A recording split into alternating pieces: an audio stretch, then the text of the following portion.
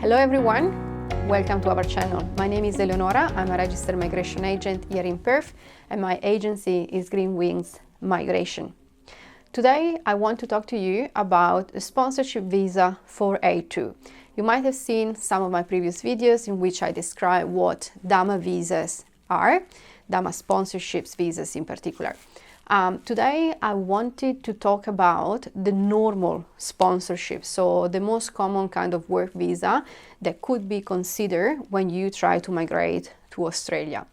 Let me start saying that the sponsorship visa, as the name itself suggests, it's a sponsor strategy. So you need to be supported by an Australian business who is interested in your profile, and obviously you must also have the right criteria and characteristics to get the visa at the end of the process.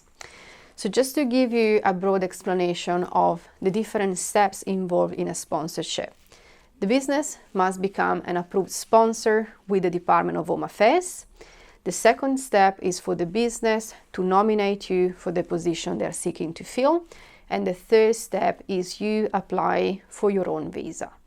So let's go back a little bit to step one, just to understand what this sponsorship approval means for the business.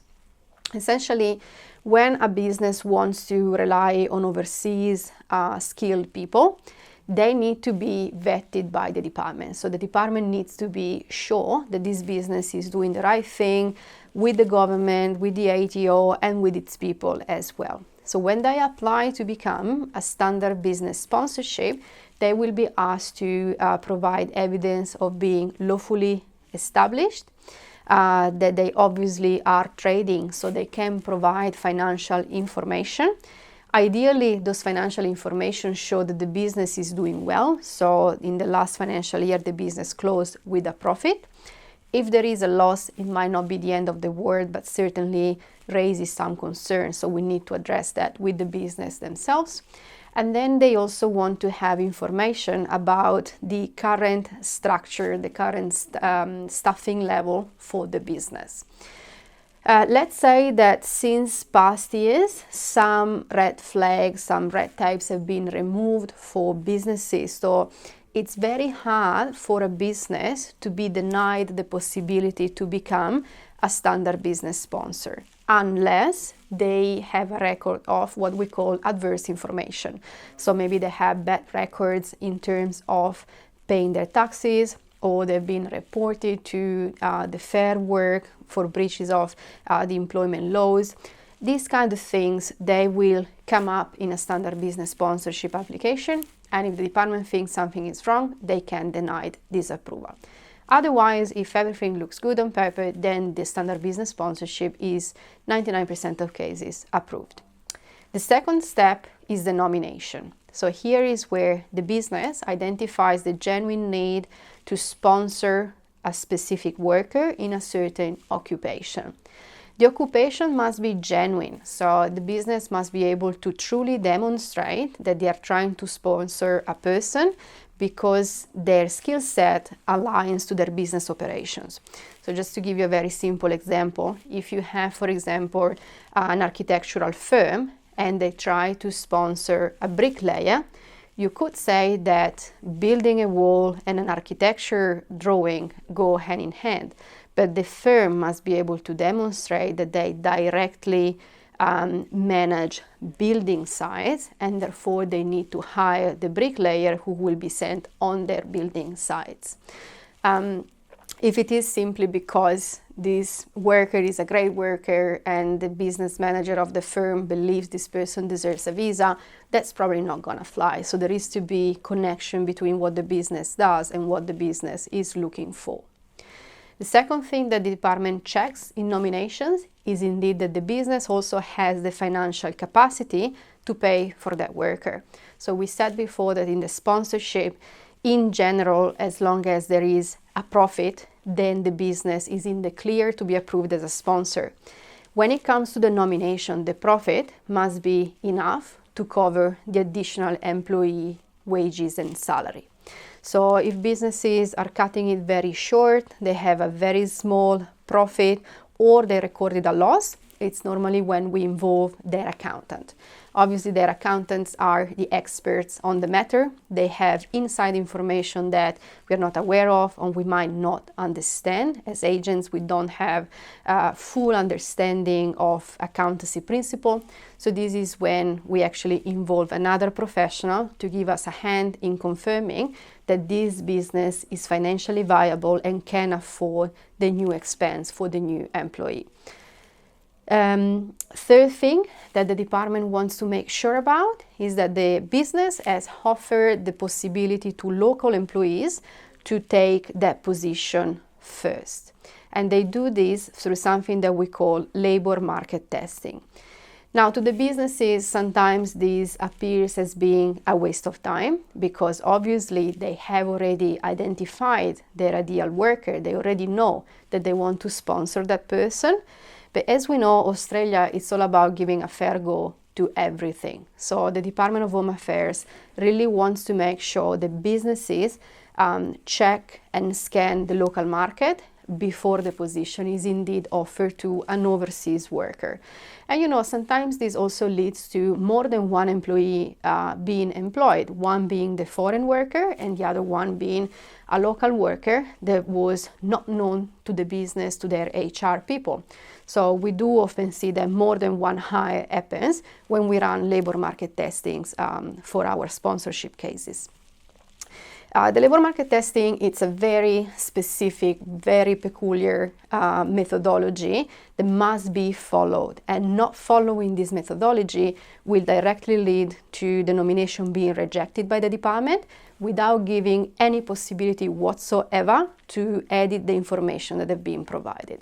So it's extremely important that there is full cooperation between the business, their migration agent, the HR people, to build a labor market testing that is effective and that it aligns to what the department's criteria are.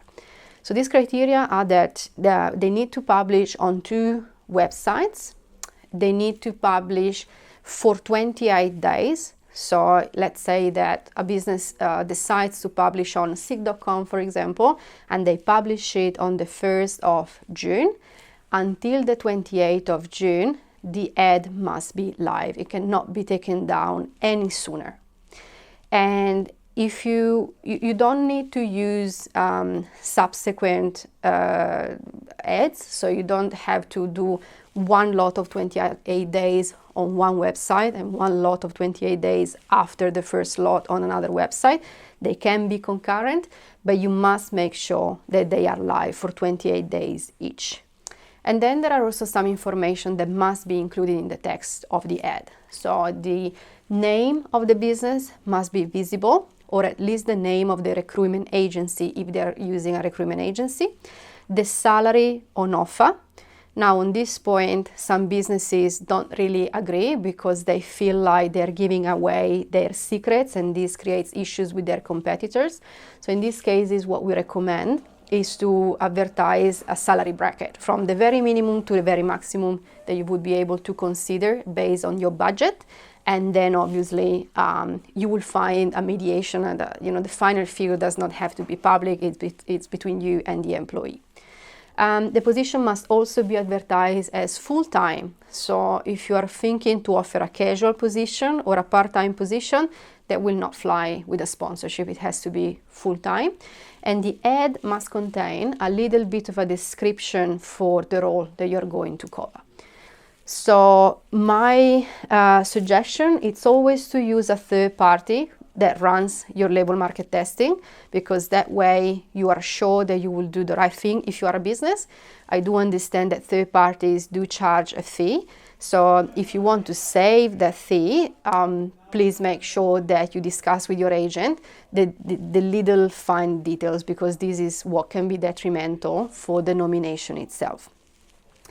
Something relatively new that came out this week for 482 visas is the amount of salary, the minimum amount of salary that businesses must offer to a sponsored person. This is called TSMIT. TSMIT has been fixed at $53,900 for the past 10 years at least. Then last year we had an increase to 70,000, because obviously the cost of living in Australia has rise, and it rise for everyone, migrants included. So there is a certain minimum level of life affordability the businesses must guarantee to their employees, especially those employees who are in Australia without a support network, as you would have if you are Australian, if you were born here. This amount increased again last week, as I said, to 73,150 per year plus superannuation. So the super, it's always on top of the salary, and as you know, it gets indexed as well. So as of today, it's 11%. Both values are indexed on a yearly basis now, and that's what businesses have to agree to and basically adapt to. There is no way around it. Then, once everything has been ticked, all the boxes are in line, it's the time to formalize the offer of employment through a proper engagement contract, employment contract. So if you're a business and you're actually hiring an overseas person, they must have a contract of employment in place, which is signed by both parties, and it's dated and signed after the labor market testing campaign ends. This again creates sometimes issues with businesses who maybe employ the worker for few months already. Let's say on a working holiday visa, they already have an employment contract in place with this person. They don't see why they should issue them with a new employment contract. I don't have an explanation for this, I'm sorry, you just have to do it. So the employment contract that goes with the sponsorship application must be dated and signed after the end of the labor market testing campaign, or again, the nomination will be refused with no possibility to amend it whatsoever. And essentially you waste your money because you don't get any refund if the nomination is refused for this reason. Last and final step in the process is the visa application. So here is where you, as the visa applicant, must demonstrate to the Department of Home Affairs that you are in line with all criteria needed for the visa application. The criteria vary slightly depending on the occupation that you are applying for. So for example, if you apply as a doctor, for sure you are expected to have at least a bachelor degree in medicine and maybe some master's degree in your specialization. But if you are applying for an occupation that is a little bit more technical, more hands-on, it is expected that maybe you didn't study for it. You simply started to work at a very young age and you develop your skills and experience with your job, working in your job directly. Normally, migration agents and the department refer to the ANSCO code to determine if you must have a certain level of qualification or if you are allowed to substitute that qualification with amount of years of experience. Let's say that for sponsorship purposes, once we have established what is your skill level and how to demonstrate your skill level, you must also be able to show that you have at least 2 years of experience in the occupation you're being nominated for.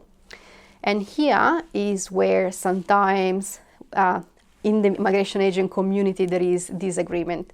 So the 2 years of experience are normally expected to be accrued in the 5 years before the application is lodged. Okay, so your experience is expected to be recent because you need to be able to show that you're still capable to do your job properly. Okay, however, this is just an expectation that's set by policy, not by the actual regulation.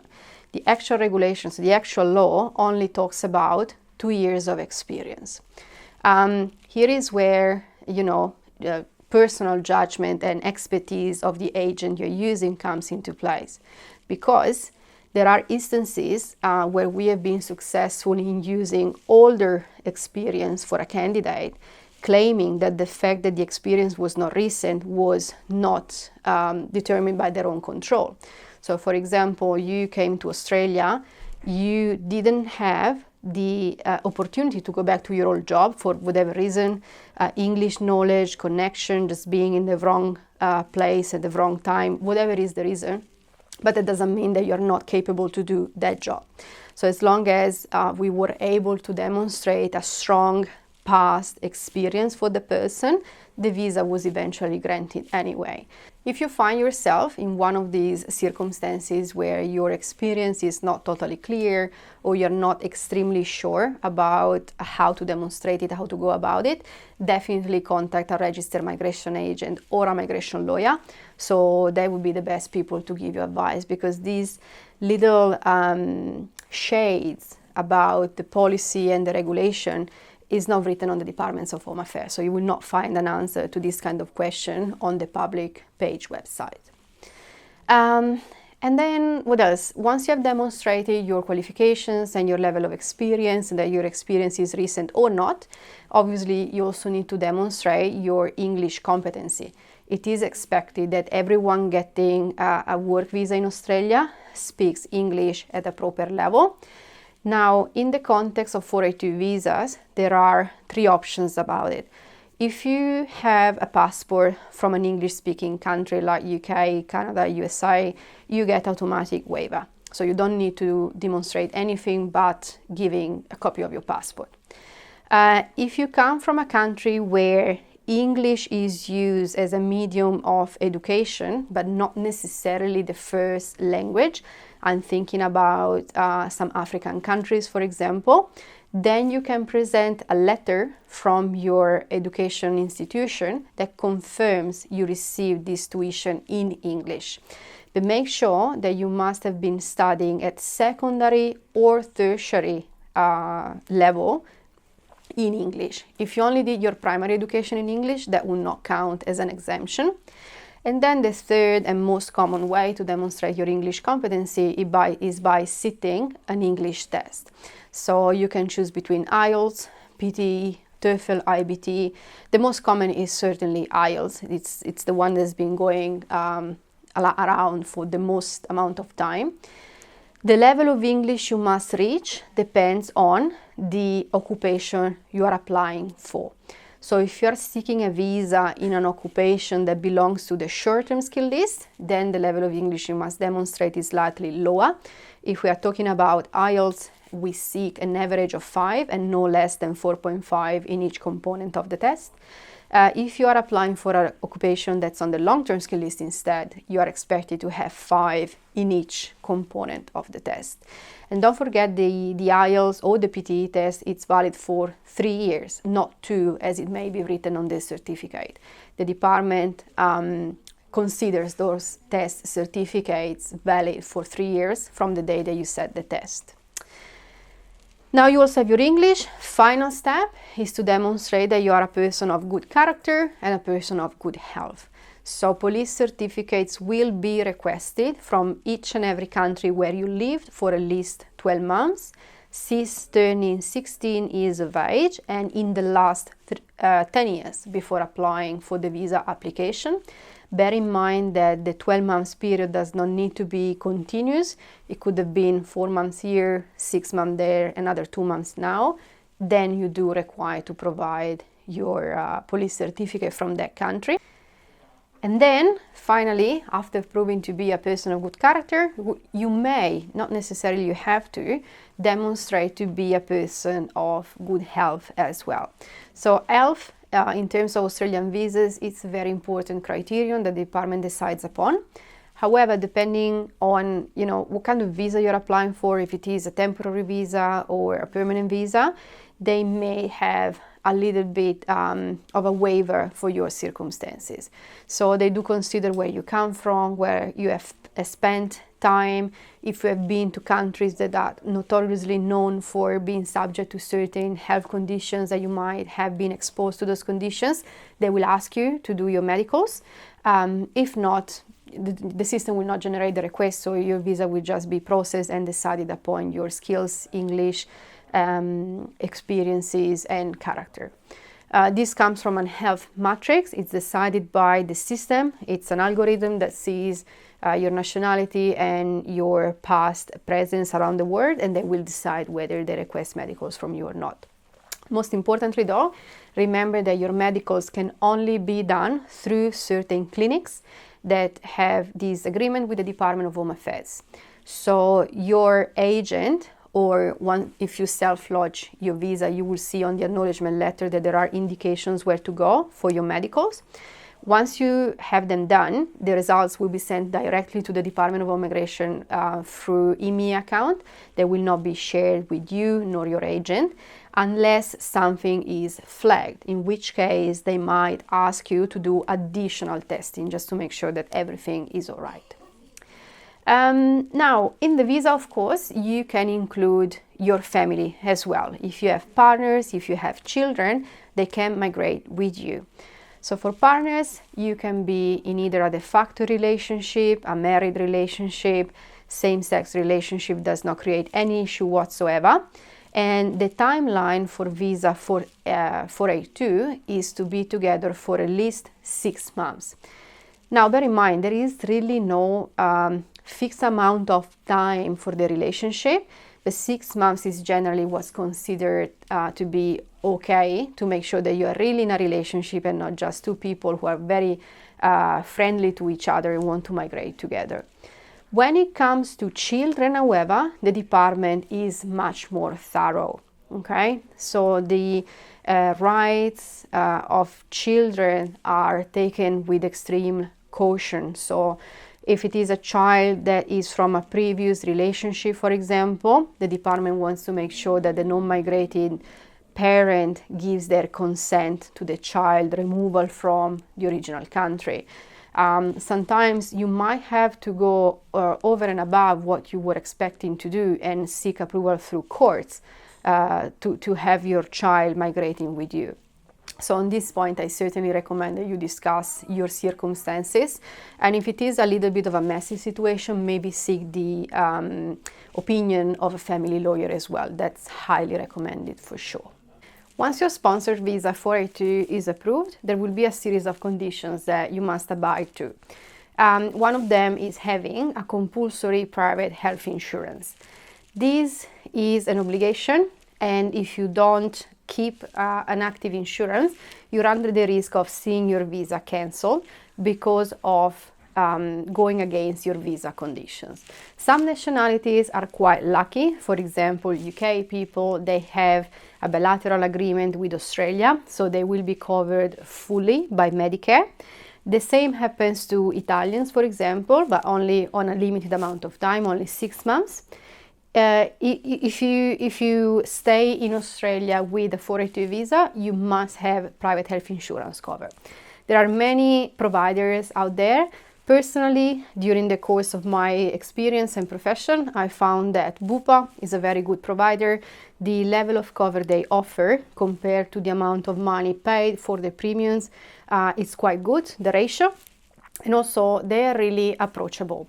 So it's possible to simply not book a consultation, but just go to one of their offices. There are offices everywhere. And you can speak to a consultant. They will be able to sit down with you and find out what's the level of cover that you need the most. Right, so now your business has been approved as a sponsor. Their nomination for you has been also approved, and you and your family got the visa. So what happens now? If you are already in Australia, you need to start working for the business who sponsor you within 60 days. But if you come from overseas, you have 90 days to get yourself up and running and actually come into the country and take up the position you were sponsored under. Once the visa is approved, there are also certain conditions that you must abide to, and those conditions change depending whether you are the main applicant or the family. So if you are a main applicant, you can only and absolutely work only for your sponsor. You cannot change it. I mean, you can change it, but that requires changing the nomination as well, transferring the nomination to another business entity. But you cannot take up a second job, for example. You cannot open an ABN number and do some on the side hustle sort of thing. You are here only and exclusively to work for your sponsor.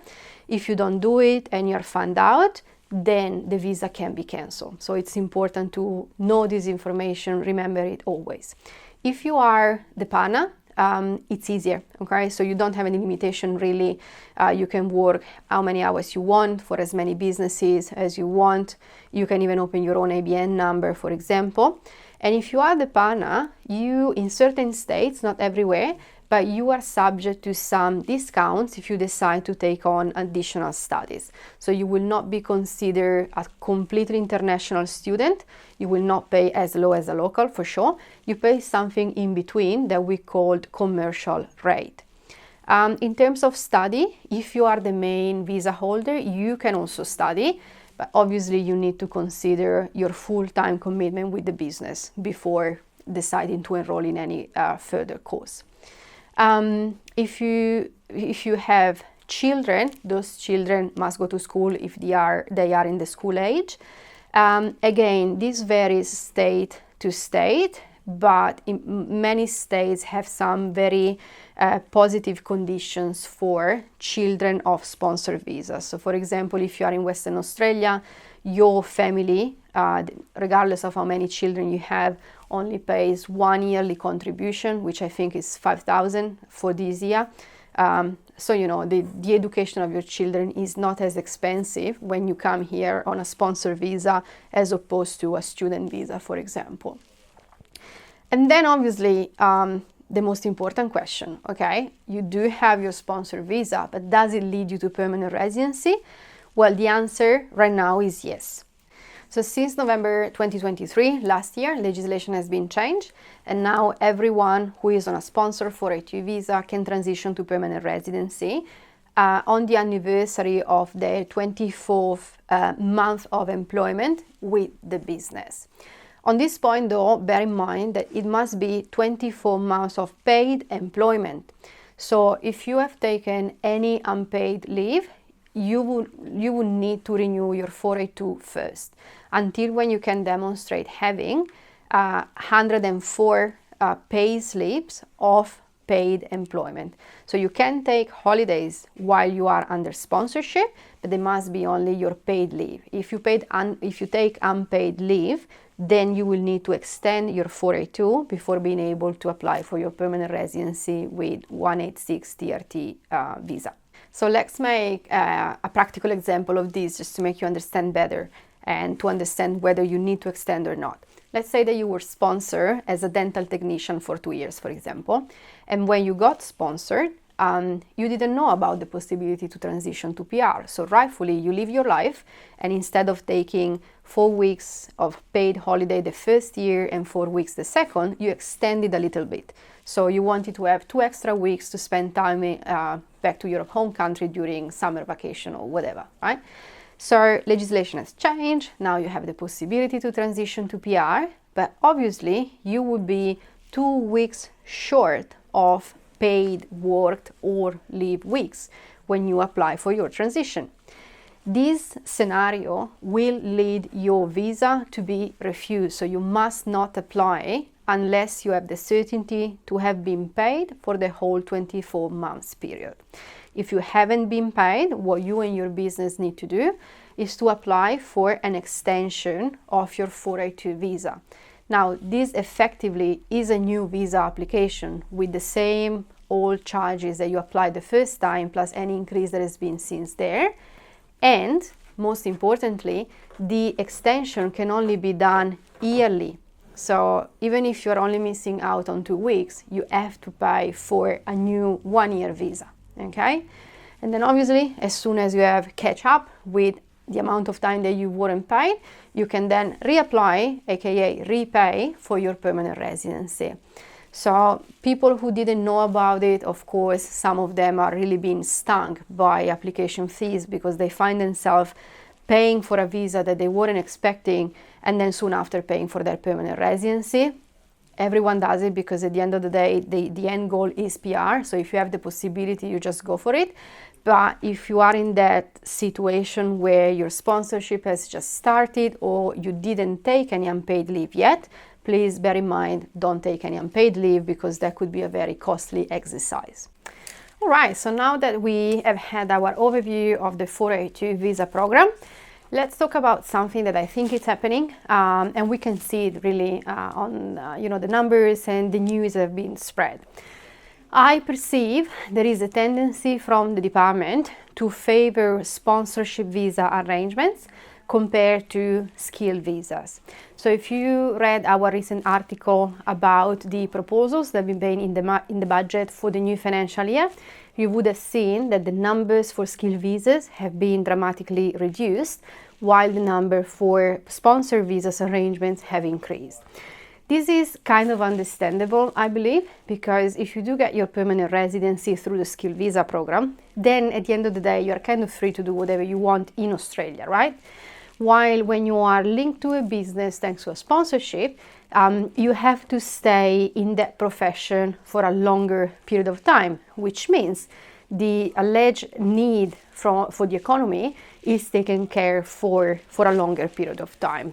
And the last thing I want to tell you about the budget is that the government made a proposal to also reduce the amount of experience you will need for a 482 visa.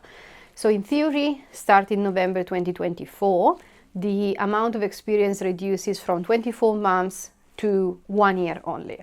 So I take it as an additional suggestion that the department keeps loving more and more and more sponsored visas, and they are trying to make it quite easier for people to access the visa program. Right, so that's all I've got for you today. Thank you very much for following till the end of this video, quite longer than normal. I hope you enjoyed it, and if you have any question, please reach out. Our website is www.greenwingsmigration.com.au. You can also send us an email at info@greenwingsmigration.com.au. We are present on practically every social media, Facebook, Instagram, LinkedIn. And of course, if you are in Perth, just feel free to come to the office, give us a call. I'm sure that we will be able to cater to your needs. Thank you. See you soon.